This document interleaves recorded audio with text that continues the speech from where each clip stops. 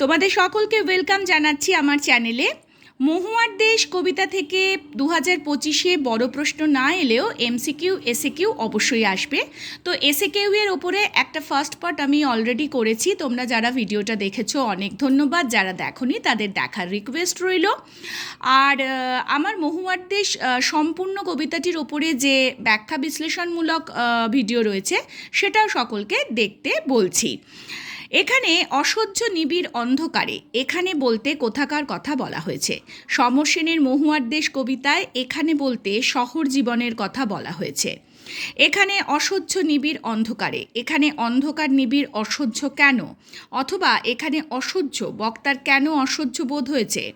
সমর সেনের মহুয়ার দেশ কবিতায় অন্ধকার নিবিড় ও অসহ্য কারণ তা শহর জীবনের যান্ত্রিকতা আর দূষণের ইঙ্গিত দেয়।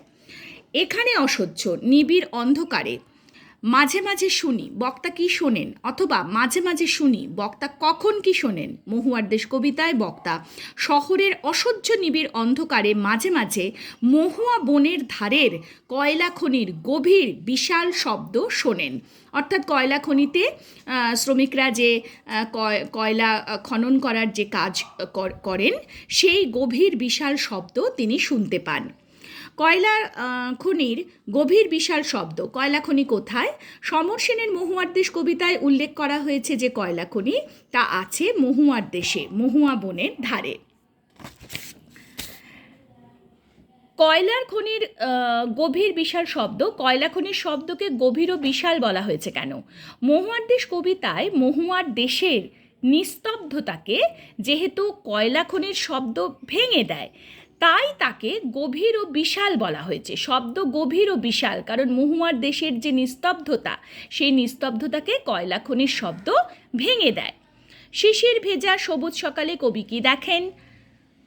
কবি কি দেখেন? অবসন্ন শ্রমিকদের শরীরে ধুলোর কলঙ্ক দেখেন।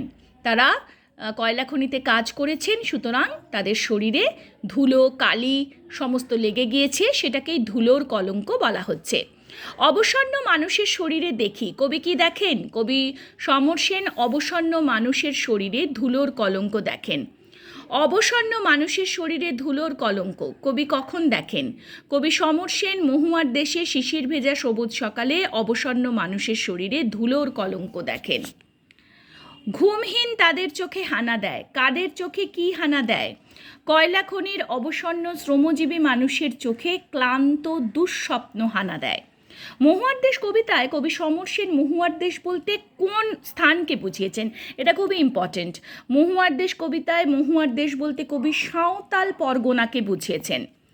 গভীর বিশাল শব্দ, কি গভীর এবং সেখানে কিসের শব্দ হয়? মহুয়ার দেশের নৈশব্দের পটভূমিতে কয়লা খনির শব্দ ছিল গভীর, এবং সেখানে কয়লা খনির গভীর বিশাল শব্দ হয়।